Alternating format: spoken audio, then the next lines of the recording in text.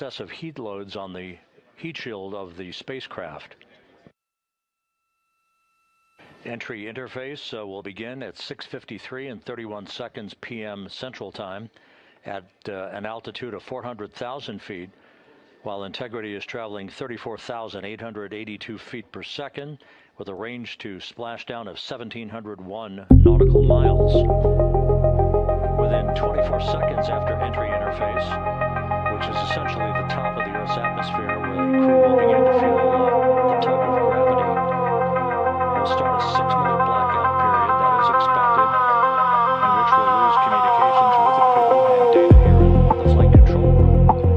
The blackout is induced by the buildup of ionization from the interaction of the velocity of the vehicle with the friction of Earth's atmosphere. It creates a plasma shield around the vehicle, preventing communications from occurring.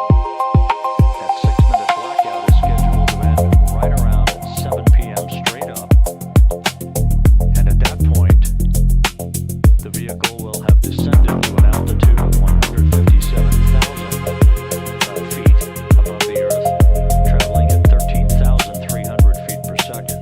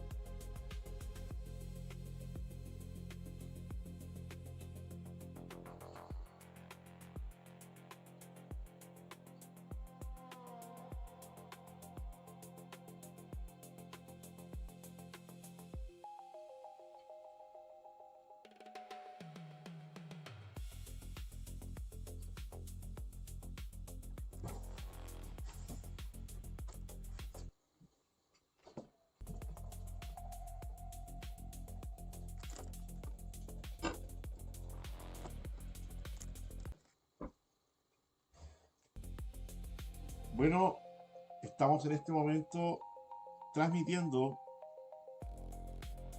el regreso de la cápsula Orión Integrity a la Tierra.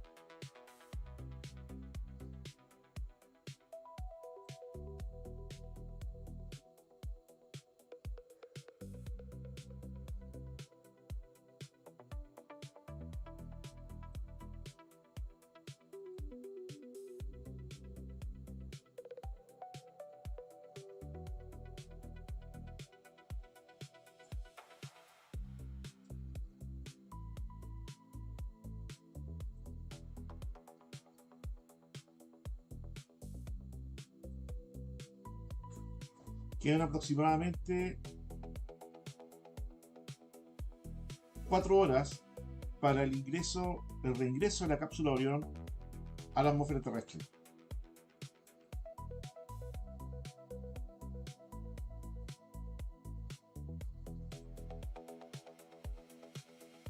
La cápsula Orión va a ingresar a eso de las 20-30 horas de Magallanes, Antártica chilena.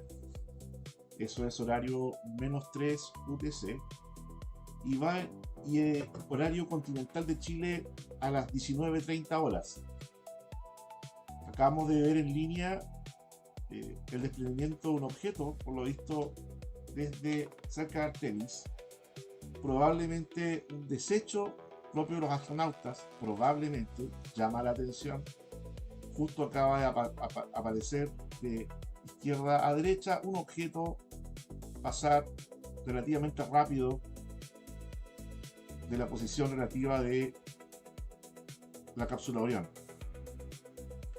Lo que están viendo a continuación es una cámara que está GoPro, que está adosada a uno de los paneles solares de el módulo de servicio, ¿ya?, que fue construido por la Agencia Espacial Europea. Y recordemos que esta misión es una misión en la cual está la NASA, National Aeronautics and Space Administration.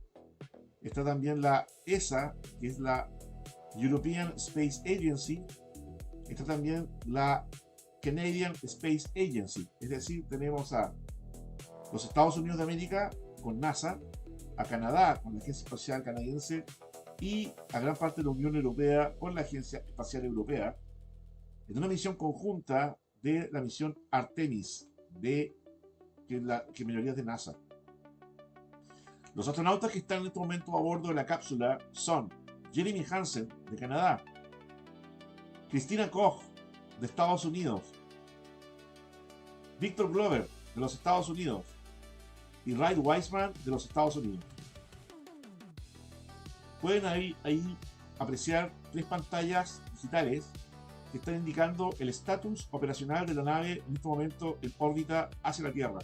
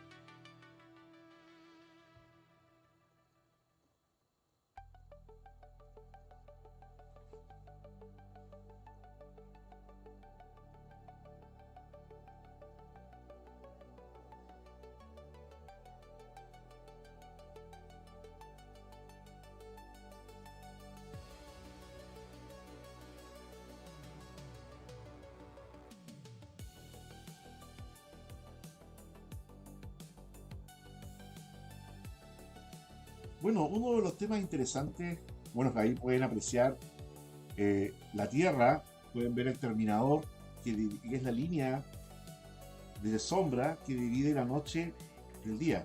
¿Ya? Ahí pueden ver las nubes. Y ese es el centro de comando en Cabo Cañaveral, ¿cierto? Que también está con Houston. ¿Ya? Houston y Cabo Cañaveral tienen coordinación constante para ver la telemetría de la nave, las comunicaciones, ver que esté todo en orden. ¿Ya?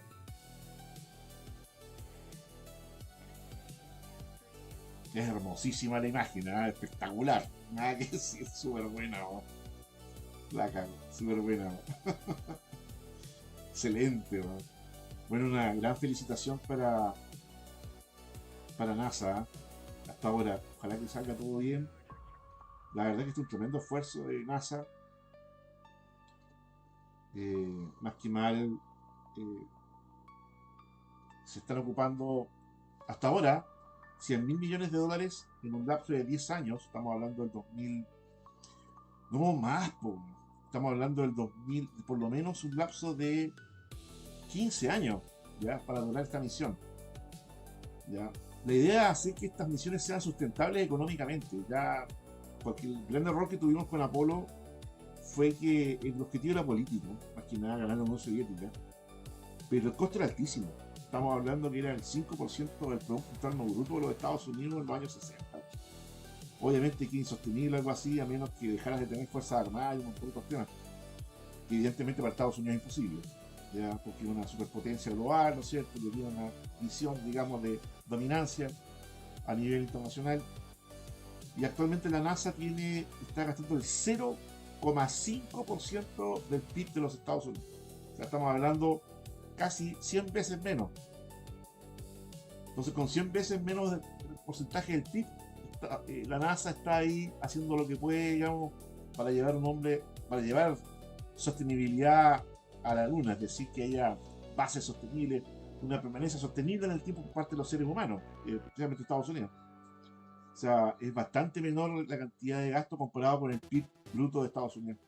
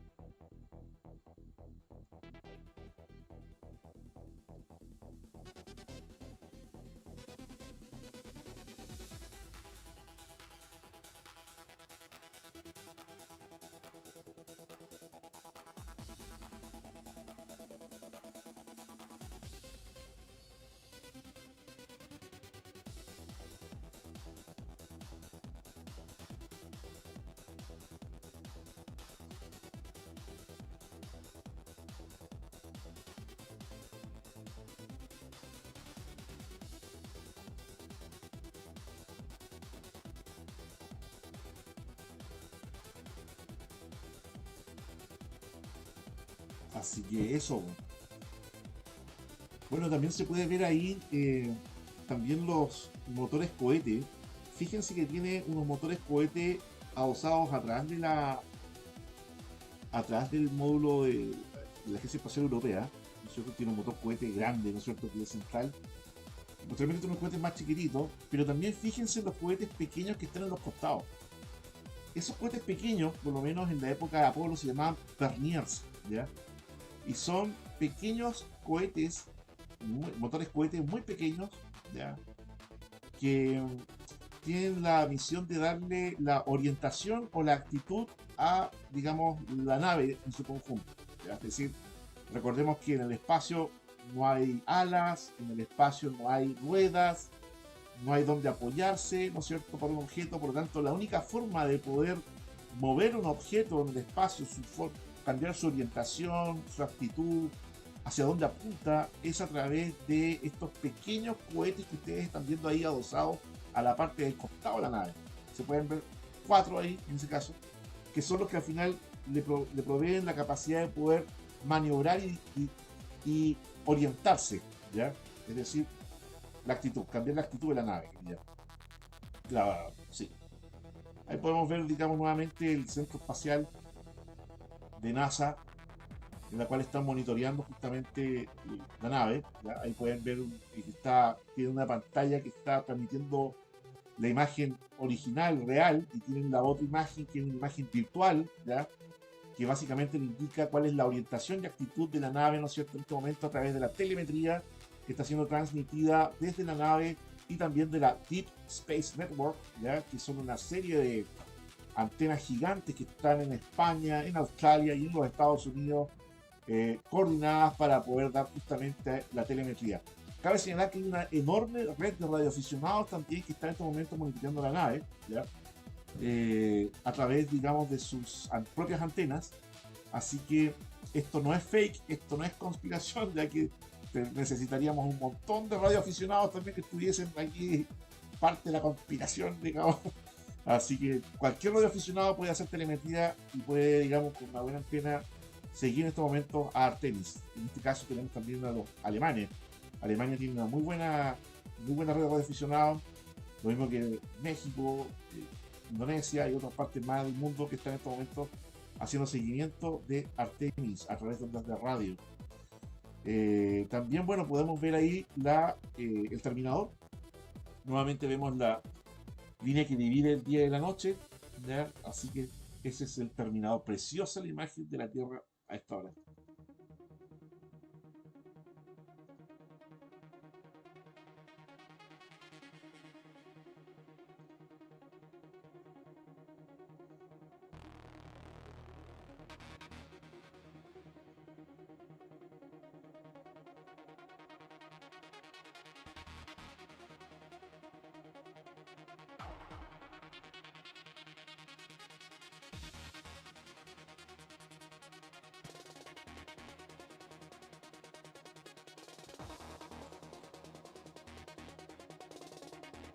Bueno, vamos a ver más o menos en qué distancia está el tenis. Vamos a un poco cambiar la imagen. ¿Ya? Estamos en directo desde NASA, ¿ya? Estamos transmitiendo y vamos a tratar de ver la imagen virtual, ¿ya? Para ver la orientación.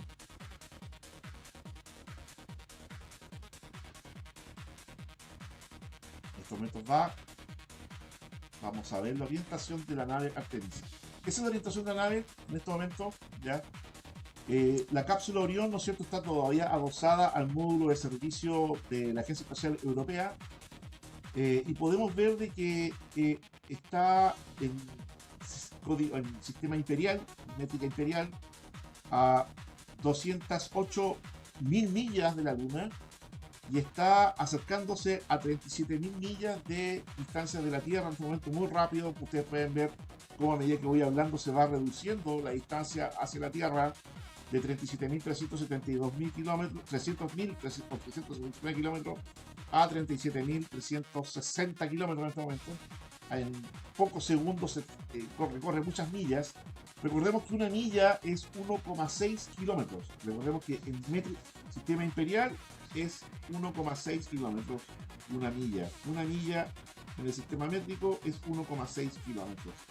Y está la nave avanzando en este momento hacia la Tierra con una velocidad relativa de 7.162 millas por hora. Sumamente rápido, ya tremendamente rápido.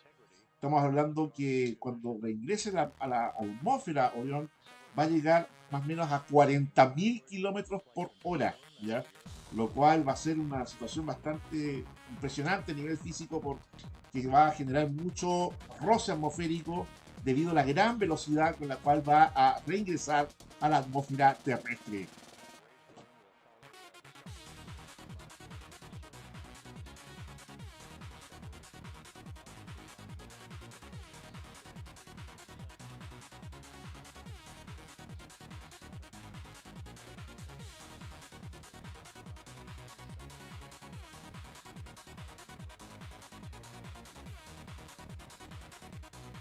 Esos son los datos entonces en estos momentos de Artemis, ¿ya? Vamos ahora a la transmisión en vivo.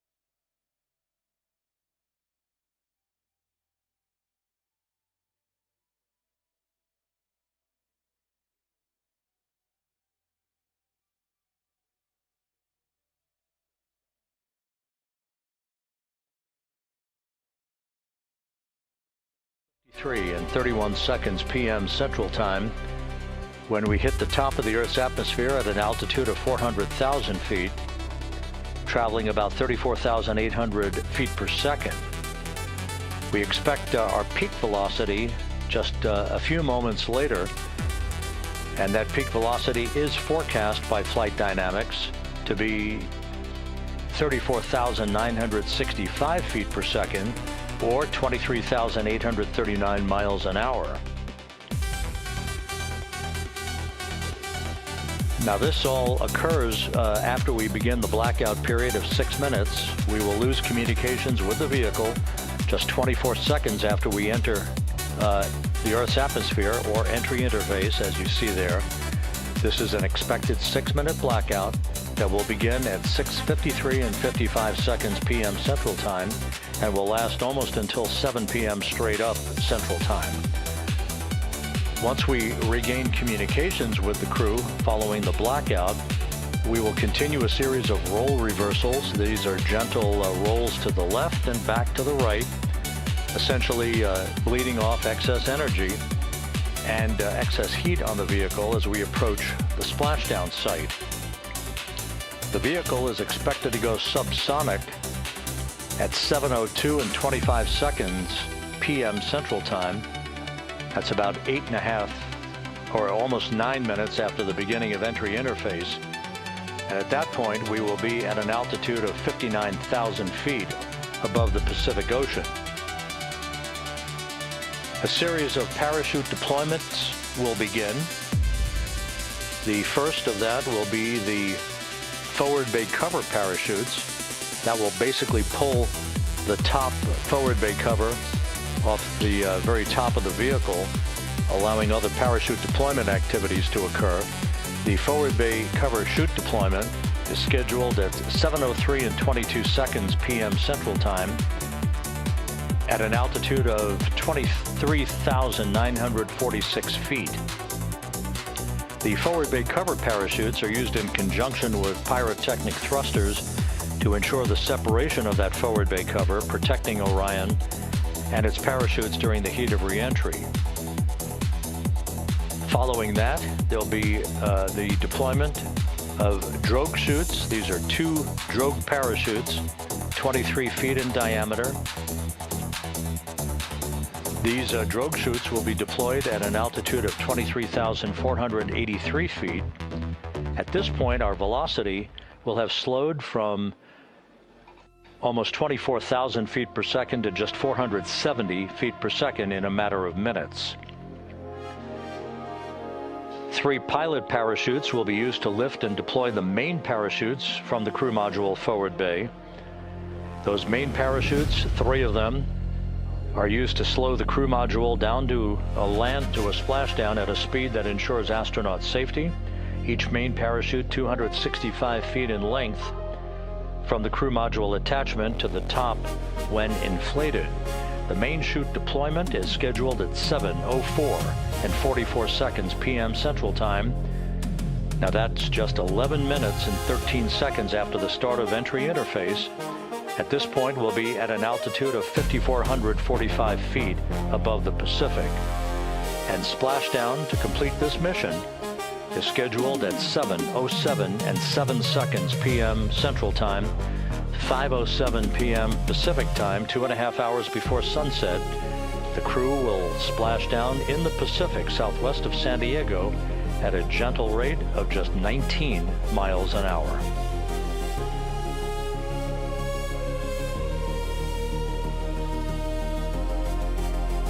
Following splashdown, the flight control team here in Houston is not done. Our work is just beginning at that point as we begin the process of powering down the vehicle. This is after we have established communications with the crew through a very low data rate system. The communications link will no longer be active through the tracking and data relay satellite system, so we're going to be going to a very low data rate system. We hope to establish communications with the crew fairly rapidly. That's not guaranteed. It depends on the orientation of the vehicle.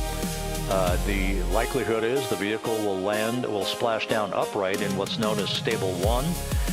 Whether it's upright or in some other orientation, will begin the process of inflating 5 inflatable airbags that are positioned in a circumferential manner around the forward bay cover at the top of Integrity.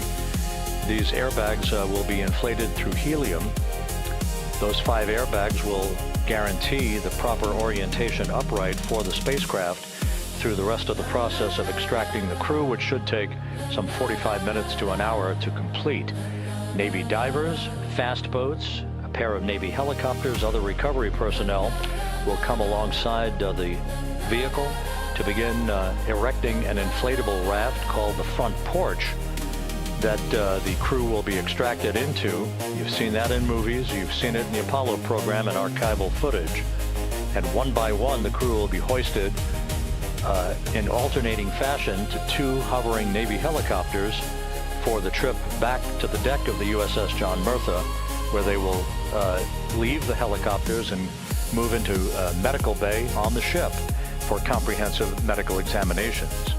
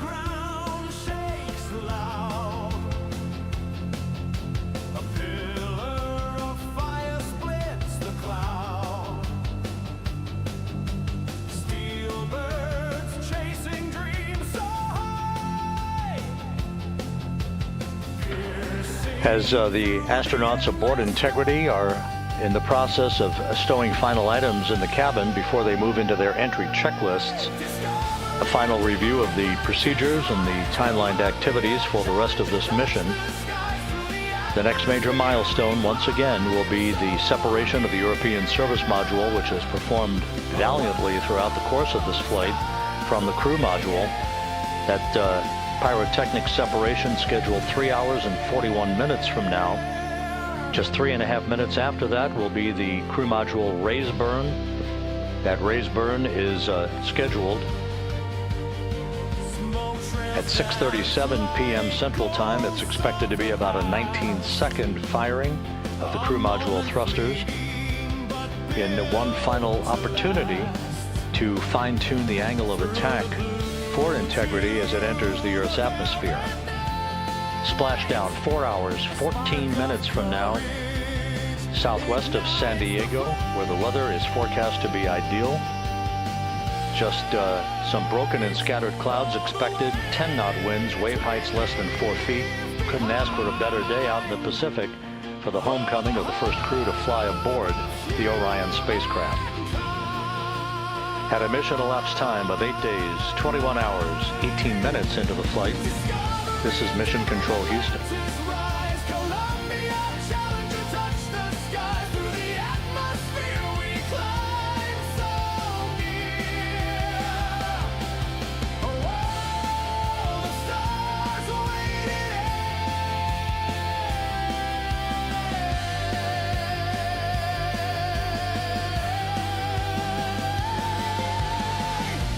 Gravity pulls, but we break away. A timeless push toward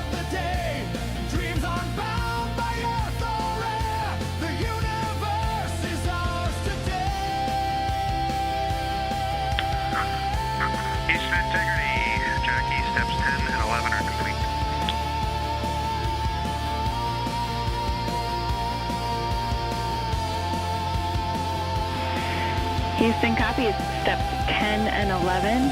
You guys are on track, looking great.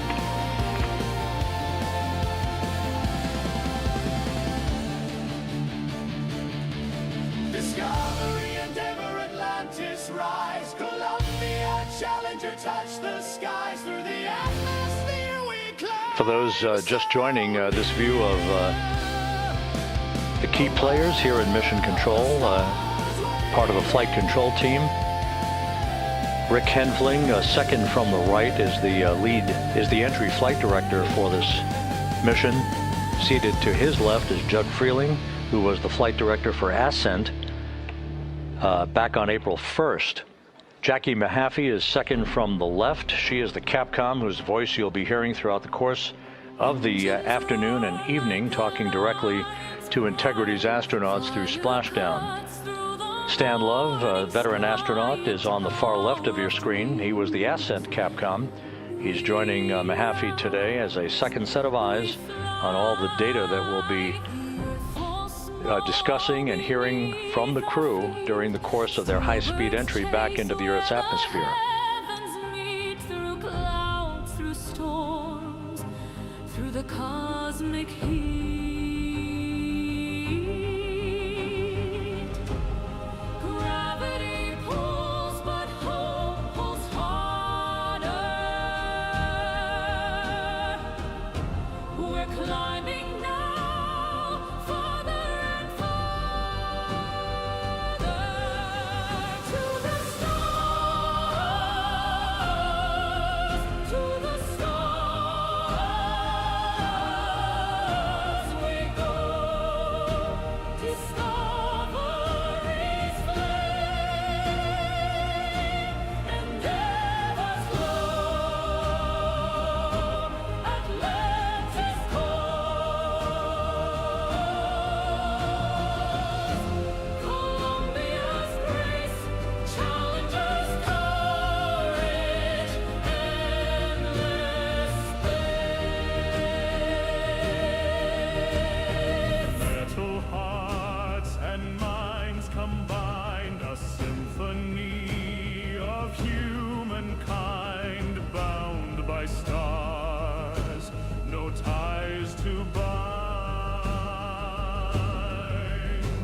Smoke trails ride across the blue, each mission born of dreams anew. We break the chains, the skies break too.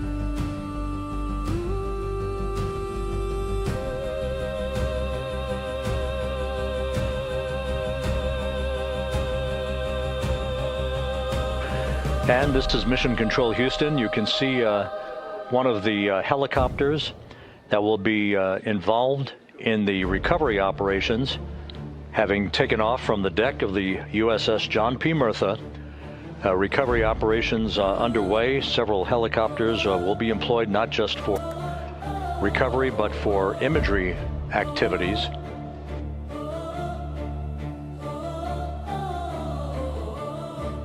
Engines roar like a lion's cry. Fire cuts through the morning sky. A tower of dreams. We rise, we fly. On the deck of the John P. Murtha, a view of multiple views, camera views, that are being provided to us courtesy of the USS John P. Murtha that we'll be utilizing throughout the course of the evening in our coverage. Once we start the NASA Plus coverage at 5:30 p.m. Central Time, 6:30 p.m. Eastern Time, that's a simulcast of our 24/7 YouTube coverage. My colleague from the Kennedy Space Center, Megan Cruz, is on the Murtha, and she'll be providing updates and interviews as well as we continue our operational coverage of the recovery of the Integrity astronauts following their lunar flyby mission.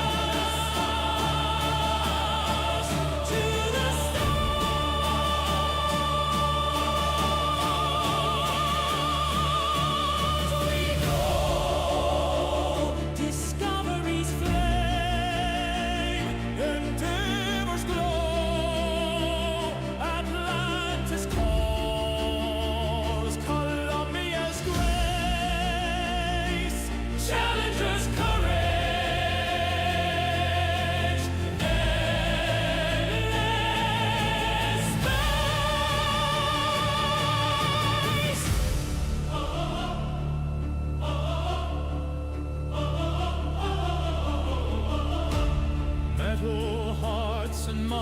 combined, a symphony of humankind, bound by stars, no ties to bind. Smoke trails right across the blue, each mission born of dreams anew. We break the chains, the skies break too.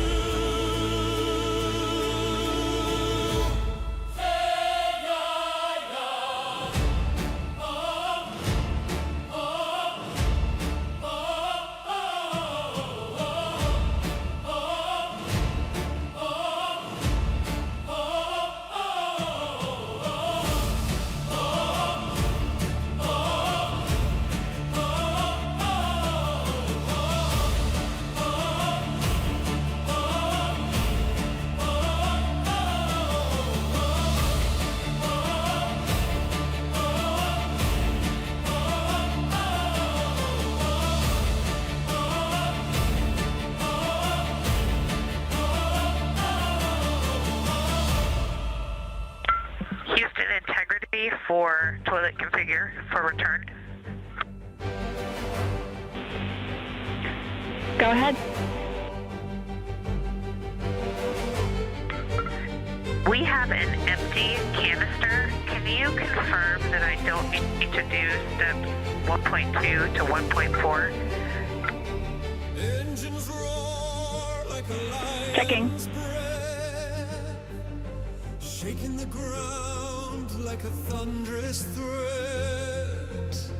The stars above, a billion eyes watching us break through. And Christina, we the concur you do not need to perform the steps you listed. red dust cold. Thanks, Jackie. Whisper loud past the blue beyond the cloud.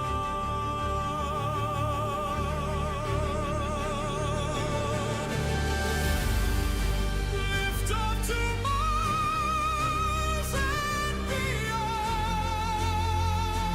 we soar, breaking the chains of the earth's old floor. Flames ignite, the cosmos responds. Lift off to Mars and beyond, and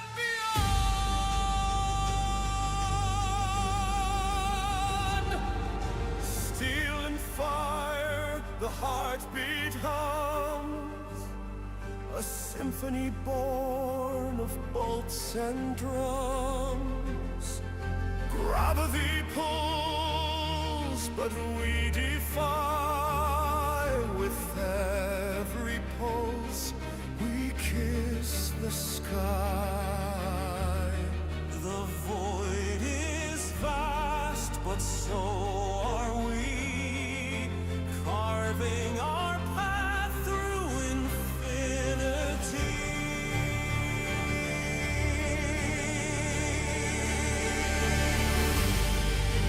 Lift off to Mars and beyond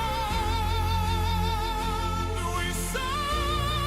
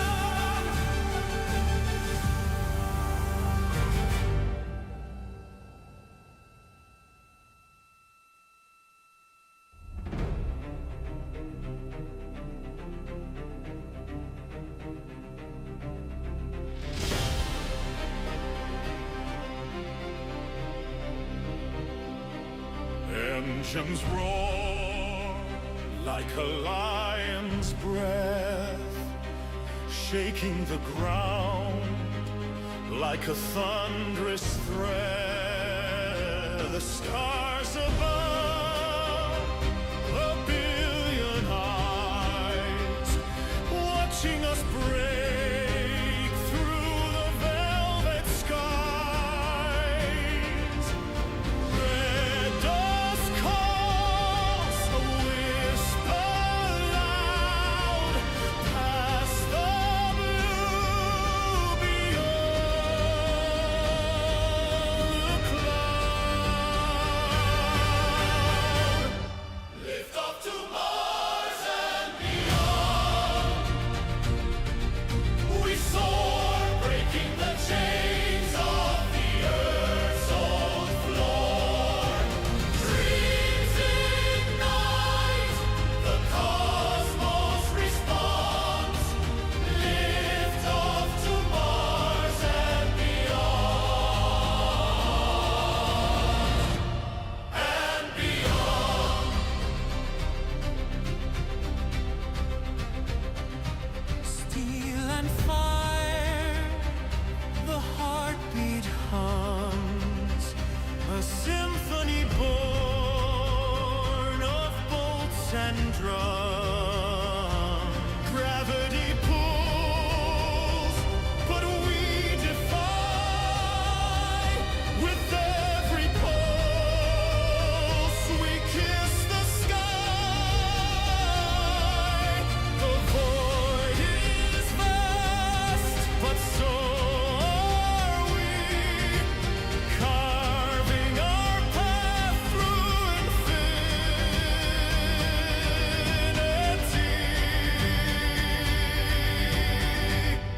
Lift off to Mars and beyond. We soar, breaking the chains of the Earth's old floor. Dreams ignite, the cosmos responds. Lift off to Mars and beyond. And beyond.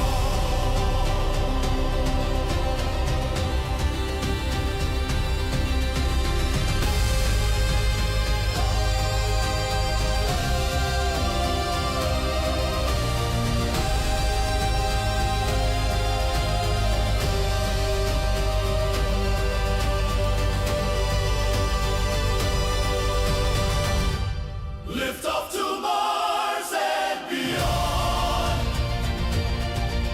We soar, breaking the chains of the Earth's old floor. Dreams ignite, the cosmos responds. Lift off to Mars and beyond.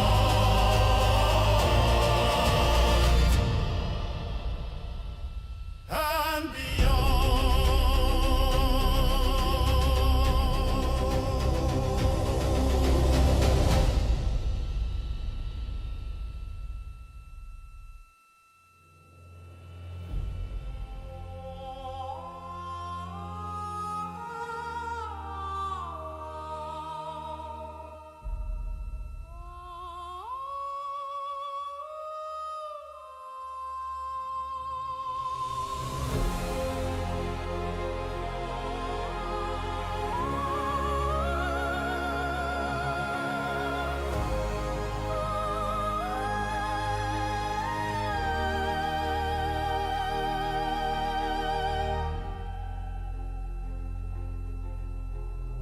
metal birds in the fire's embrace, streams ignite in the coldest space.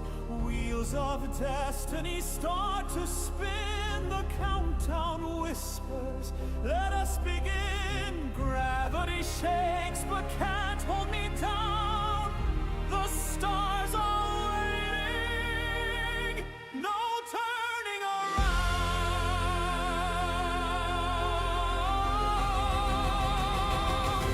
Lift off to Mars and beyond.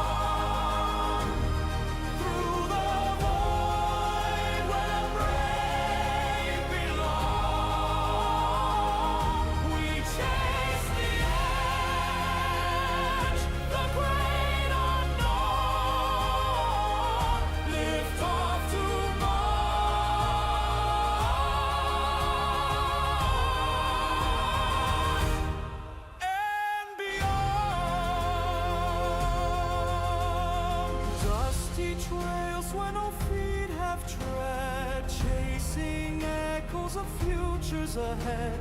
We carve our names in the cosmic mist. Every heartbeat a catalyst. Engines roar like a battle cry.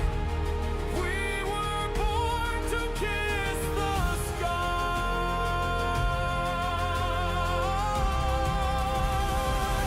Lift off to Mars and beyond. Through the void where the brave belong. We chase the edge, the great unknown. Lift off to Mars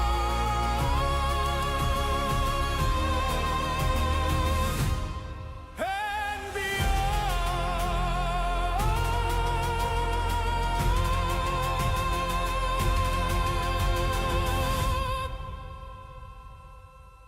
Lift off and beyond. Through the void where the brave belong. We chase the edge, the great unknown. Lift off to Mars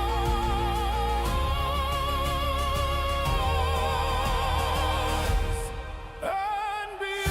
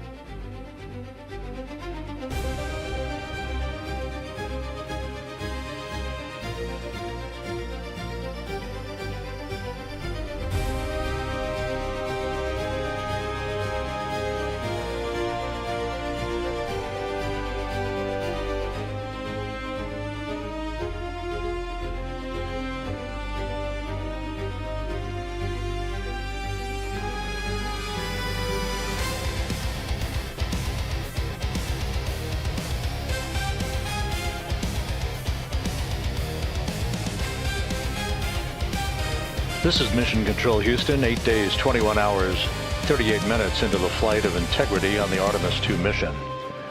On board, all is quiet as it is here in Mission Control, with everything moving along in trip hammer fashion in good shape, all of Integrity's systems in great shape, and the weather at the splashdown zone off the coast of San Diego couldn't be better. A forecast of go conditions with winds of just 10 knots, wave heights less than 4 feet. Ideal conditions for the recovery of Reed Wiseman, Victor Glover, Christina Cook, and Jeremy Hansen following their splashdown, which is just 3 hours and 53 minutes from now. The next major milestone coming up in 3 hours and 19 minutes, that will be the separation of the crew module from the European service module that has performed perfectly during the course of the flight. The service module separation from the crew module scheduled at 6:33 p.m. Central Time. Just 4 minutes later, there'll be a slight maneuver, a raise burn as it is called. This will tilt the aft end of the crew module upward ever so slightly in one final opportunity to refine the flight path angle, the angle of attack, if you will, as Integrity enters the Earth's atmosphere at the point called entry interface. That is at 6:53 and 31 seconds p.m. Central Time, or some 16 minutes after the raise burn itself. All of these events will be happening fairly rapidly as we move over the next few hours toward a splashdown of the crew and a completion of a mission that will have totaled 694,481 miles from launch to splashdown.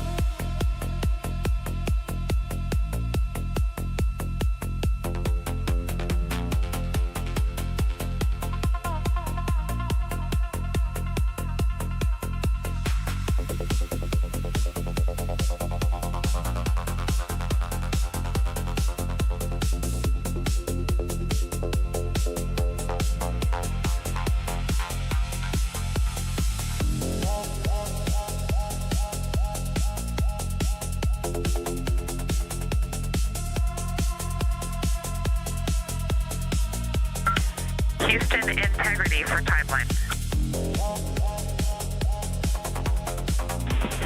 Christina, we're with you. Hey, Jackie. You guys okay if we start entry checklist 30 minutes early?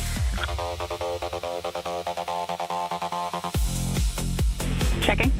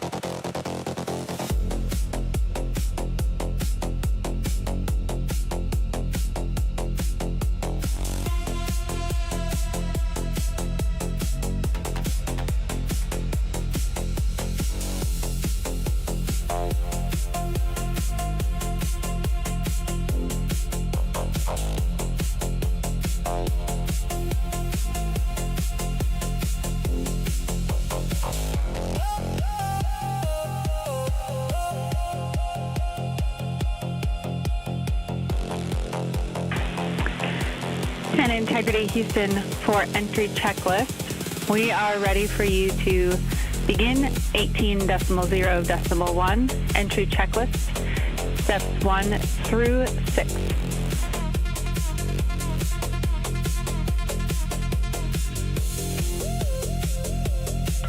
Copy. We're go entry checklist 1 through 6. Thanks. And step 3 for GPS can be skipped. GPS has been powered and it still looks good.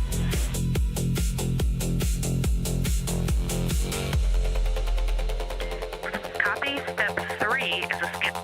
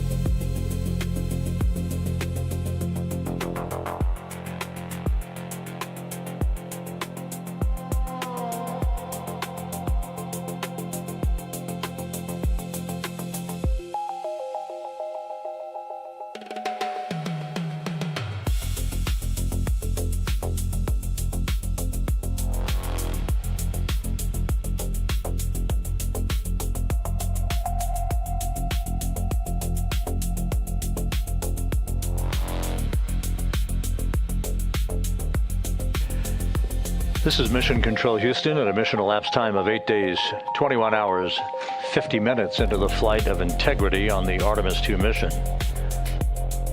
The crew is completing the configuration of the crew cabin.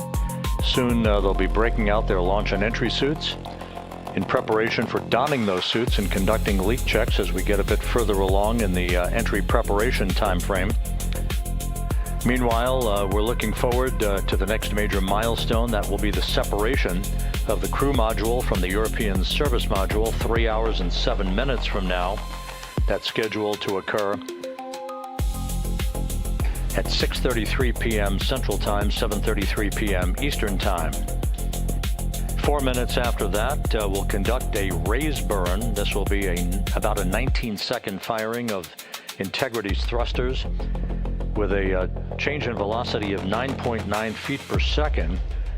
That will adjust the angle of attack of the vehicle by gently tipping the aft end of Integrity higher, if you will, like sitting in a reclining chair and basically leaning back a bit.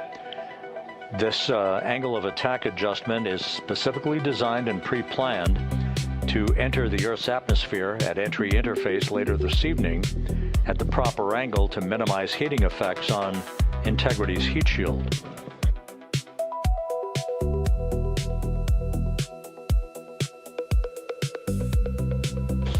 It's worth mentioning once again that the difference between this entry and the uncrewed entry of Artemis I is that on Artemis I, we flew a trajectory known as a skip entry, which involved an initial dip into the atmosphere to dissipate some energy, and then we lofted back out of the atmosphere briefly, then dipped back in a second time before splashing down in the Pacific.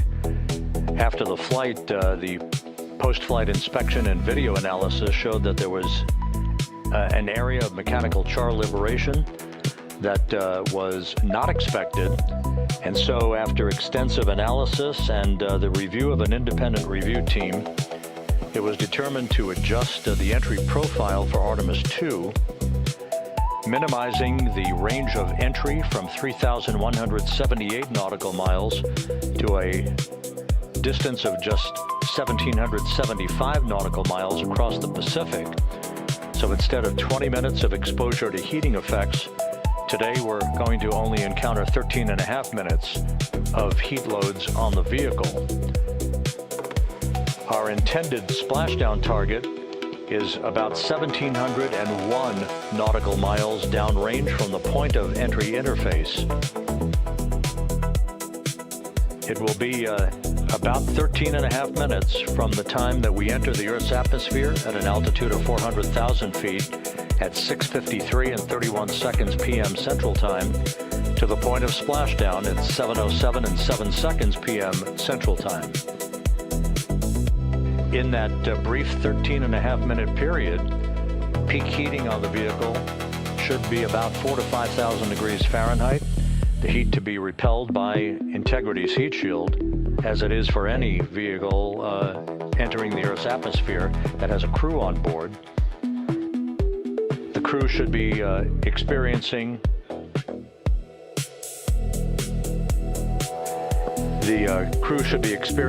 a G load on their bodies of about 3.9 Gs at peak loads on the crew members, feeling the tug of Earth's gravity for the first time in 9 days.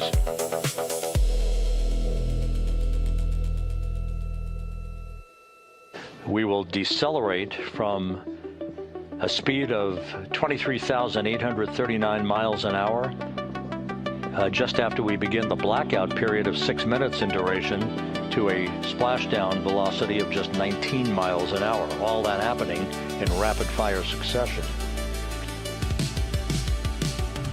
Splashdown now 3 hours and 36 minutes from now, 7:07 p.m. Central Time, 5:07 p.m. Pacific Time. The USS John P. Murtha is on station.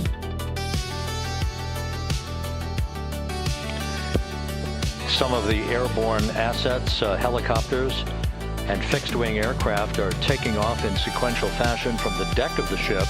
These are imagery assets, the actual Navy recovery helicopters that will hoist the crew out of the front porch, inflatable raft that will be erected alongside the hatchway to Integrity. And there's a live view from the deck of the USS John P. Murtha. It is a bit overcast. We do expect those clouds to lift a bit over the next few hours.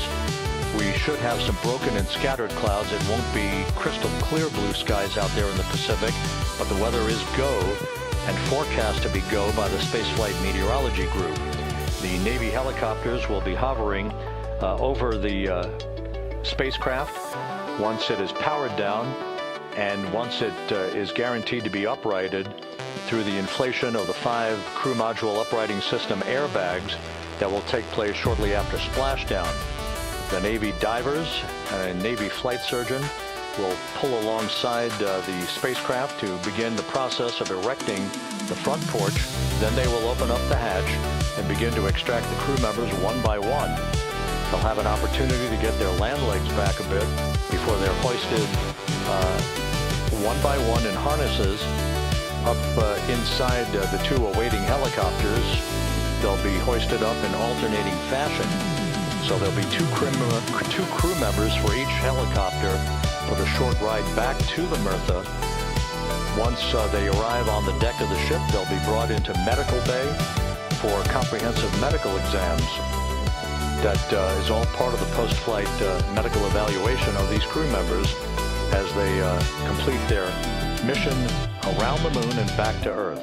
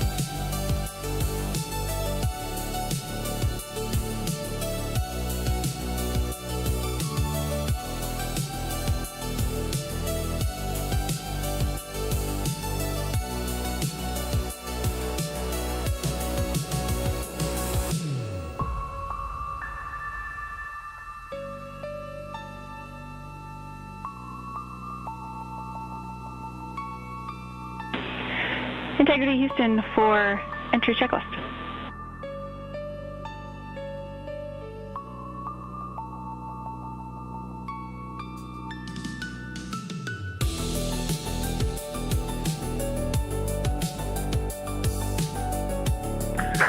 Go ahead, Jackie.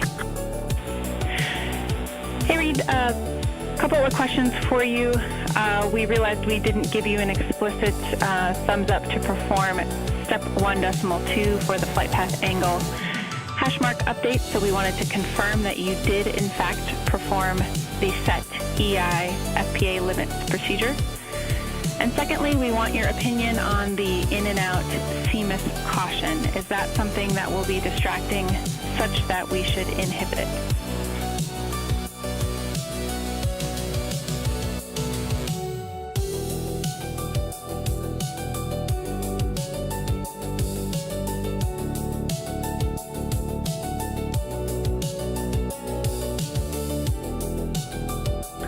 Okay, we are going to go execute 1.2. We had skipped that, and we would prefer to inhibit the CMIS caution on board. Okay, we copy, and just to close the loop on that, that will mean on flight.landing, you would not have a yellow or down arrow indication if that does stay below the threshold.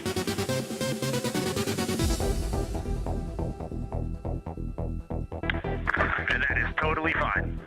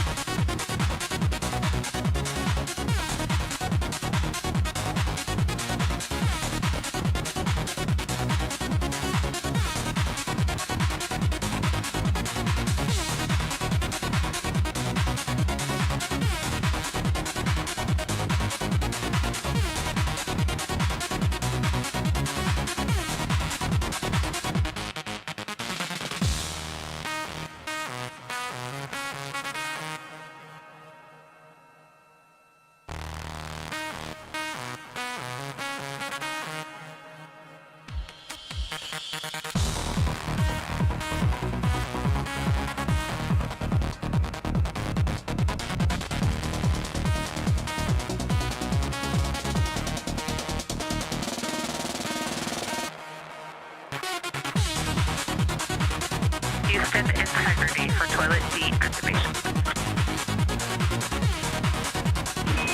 Integrity, Jackie had to step off for a second. Go ahead for toilet.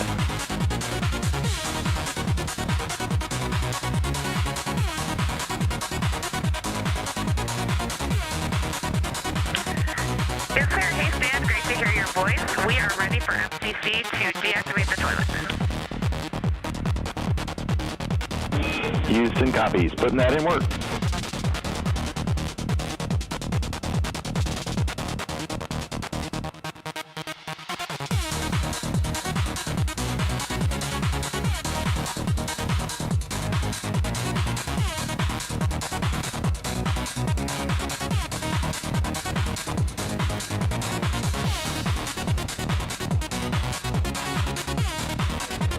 This is Mission Control Houston. That communication from Christina Cook on board Integrity to spacecraft communicator Stan Love. Integrity for burn telemetry on CM or raise burn. 2 questions.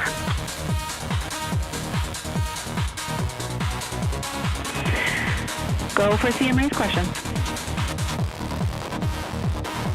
Hey Jackie, we see a Delta V tote on our display of 9.9, which is fairly close to the 8.5 on the entry pad, but our TGO on the display is 44 seconds, and the entry pad estimated 19 seconds. Can you all take a look at that for us?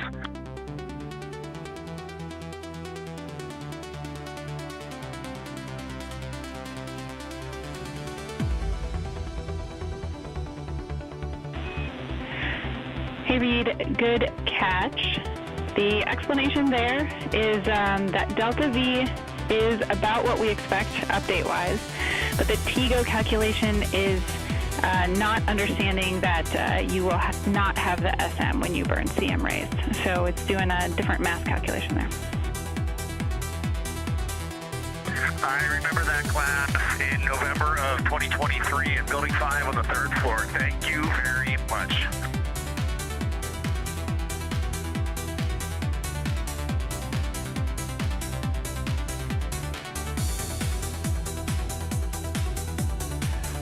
This is Mission Control Houston.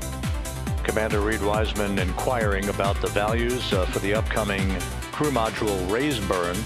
Again, as we've explained, this burn that's scheduled 2 hours and 51 minutes from now is designed to tilt the angle of attack a bit upward, basically raising the aft end of the vehicle prior to entry interface to improve the angle of attack and minimize heating effects on the heat shield for the Orion vehicle. The crew module raise burn will occur about 4 minutes after the service module is separated from the crew module, and we're expecting about a 19-second burn. Integrity, Houston, the toilet is unpowered.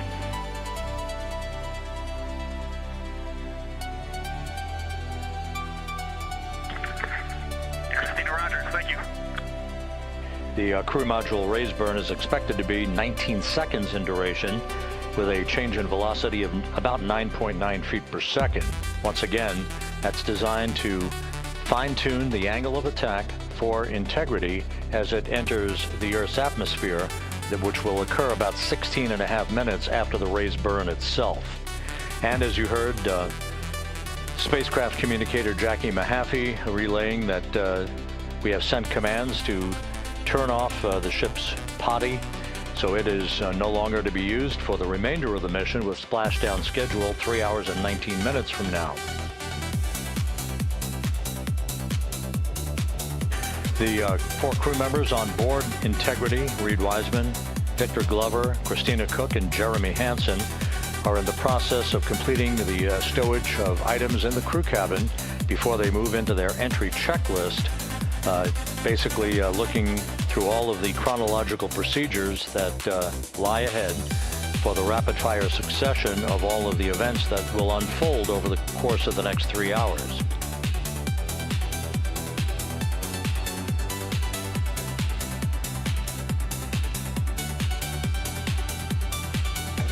Integrity is about 25,000 nautical miles from Earth, continuing to accelerate towards a splashdown in the Pacific 3 hours and 18 minutes from now. All of Integrity's systems are in excellent shape. The crew is great, feeling well, and the weather in the splashdown zone in the Pacific, although a bit cloudy with broken and scattered clouds, is a go forecast with just 10 knot winds and wave heights less than 4 feet.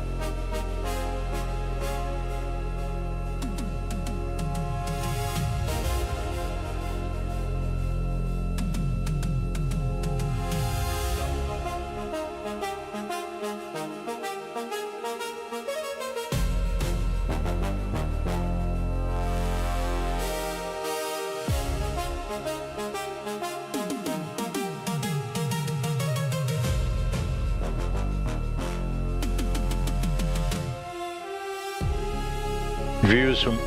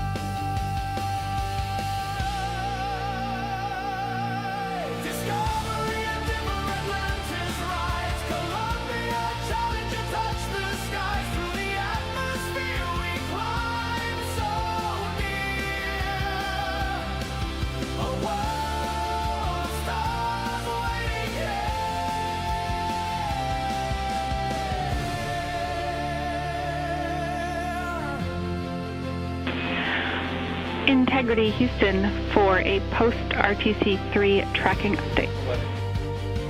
Smoke trails dance like ghosts of the past. Go ahead, Houston. Fleeting but built to last. Through the blue to the velvet. Hey, the post-RTC3 tracking looks great. So good, in fact, that if we got to CM rays and did not yet have GPS acquisition, we would still be go for CM rays from that perspective. And so overall, I can confirm the post-RTC3 trajectory is within EI limits. All right, Jackie, we love that. That says a lot about our FIDO folks in this vehicle. Rise, Columbia, Challenger, touch the sky. Through the atmosphere we climb so near. This is Mission Control Houston. A tip of the hat from Canadian Space Agency astronaut Jeremy Hansen to the flight dynamics folks and the guidance, navigation, and control officer. The RTC-3 burn that was conducted just over 2 hours ago, which was basically a final fine-tuning of the trajectory of Integrity to hit the sweet spot in the corridor over the Pacific Ocean for entry interface, was so perfect that we are dead on the center line down the corridor, and the crew module raise burn that is scheduled at 6:37 p.m. Central Time and which will be conducted is only required to lift the aft end of the vehicle ever so slightly by a degree or two to improve the angle of attack of the spacecraft as it enters the atmosphere, mitigating peak heating effects on the heat shield for Integrity.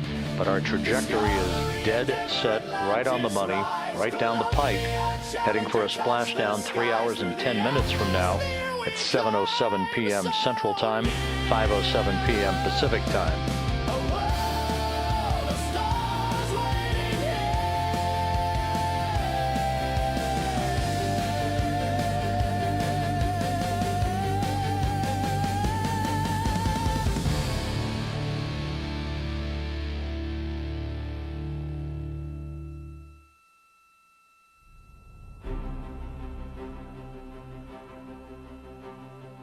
Engines roar like a lion's cry.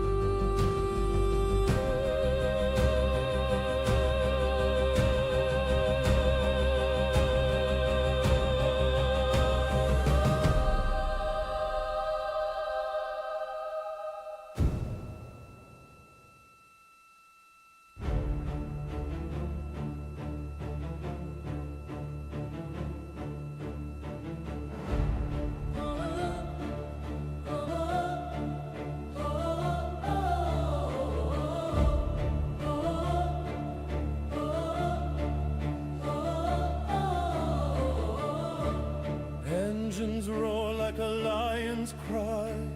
Fire cuts through the morning sky. A tower of dreams. We rise, we fly.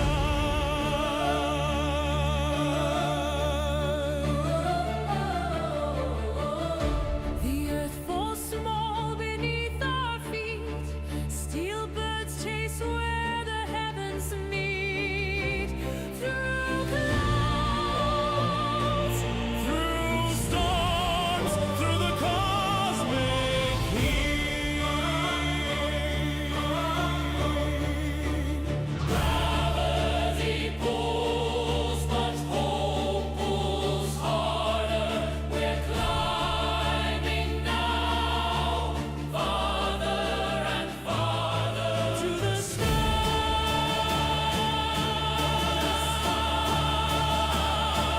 to the stars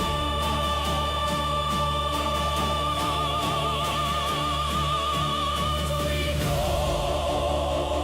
Discovery's flame, endeavor's glow. Atlantis calls, Columbia's grace. Challenger's courage, endless space.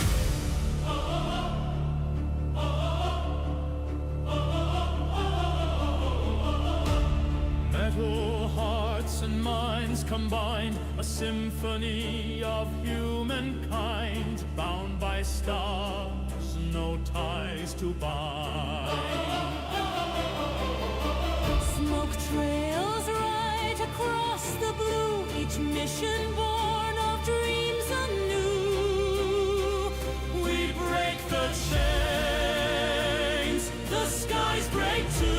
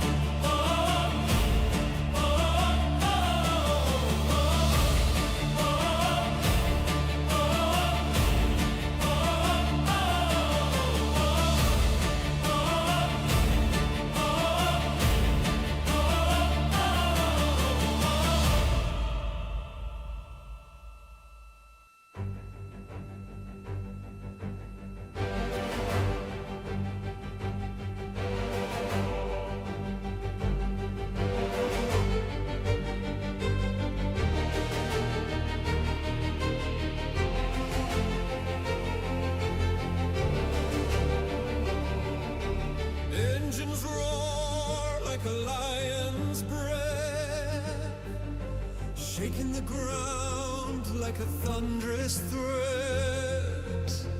The stars above, a billion eyes, watching us break through the velvet skies. Red dust calls, whisper loud, past the blue, beyond the cloud.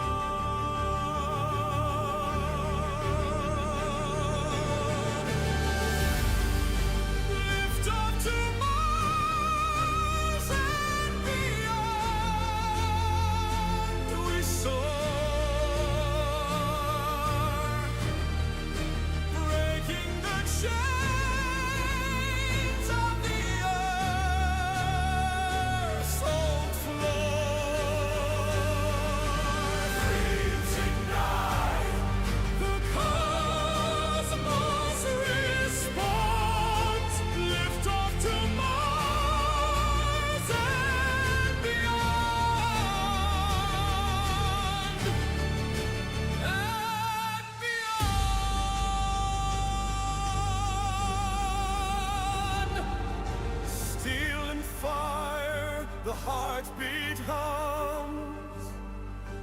symphony born of bolts and drums. Gravity pulls, but we defy. With every pulse, we kiss the sky. The void is vast, but so are we, carving our path through infinity.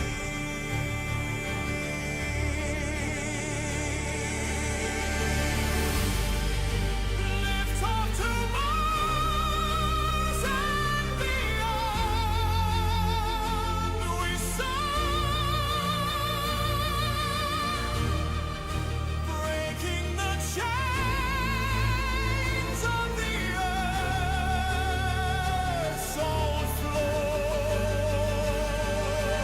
Dreams ignite, the cosmos responds. Lift off to Mars and beyond,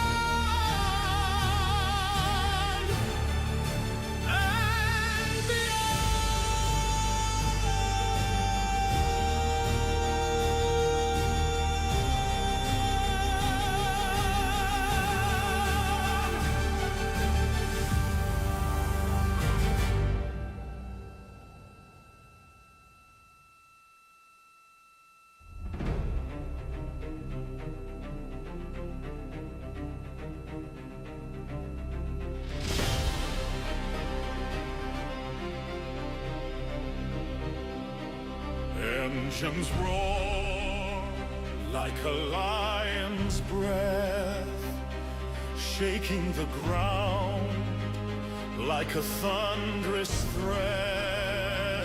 The stars above, a billion eyes, watching us break through the velvet skies.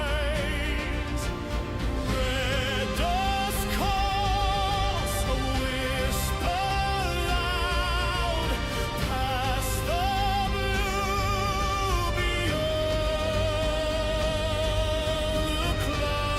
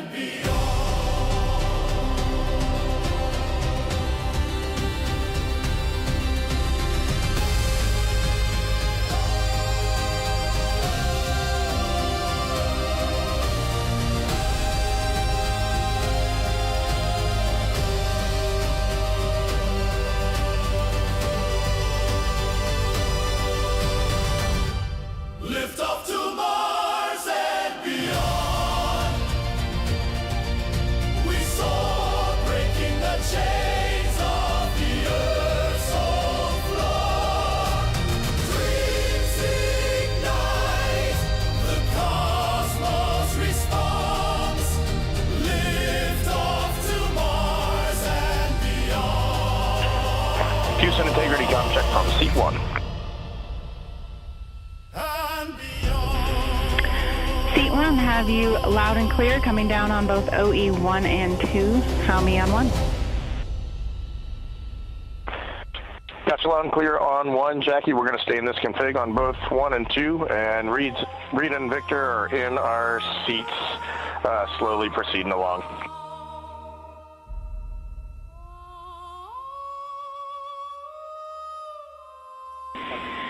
Okay, we copy, and just to confirm, that means that you've got the bulk of your suits donned, is that correct?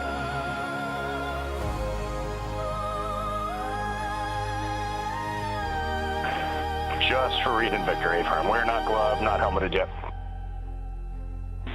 Copy all. Thanks.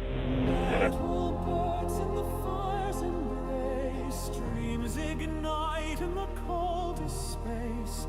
Wheels of destiny start to spin, the countdown whispers, let us begin. Gravity shakes but can't hold me down. The stars are waiting, no turning around.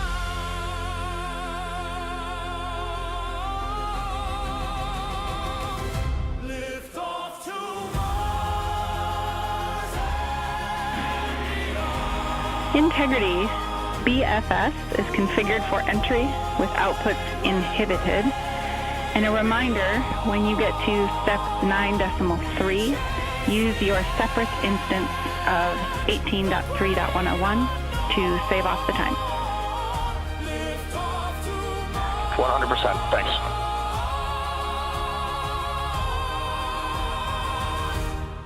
And beyond. Dusty trails where no feet have tread, chasing echoes of futures ahead. We carve our names in the cosmic mist. Every heartbeat a catalyst. Engines roar like a battle cry. We were born to kiss the sky.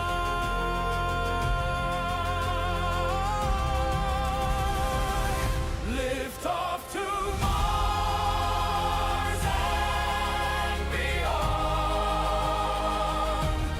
Through the void where the brave Houston, integrity com check from seat 2. we chase the Victor, have you loud and clear? I'm coming up on 1. How me? lift off to Yeah. Jackie, I have you loud and clear on 1. and beyond.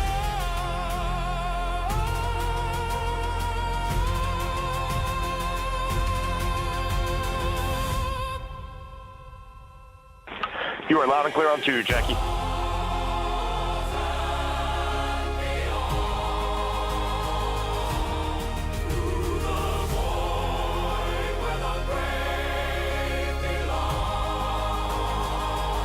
We chase the edge, the great unknown.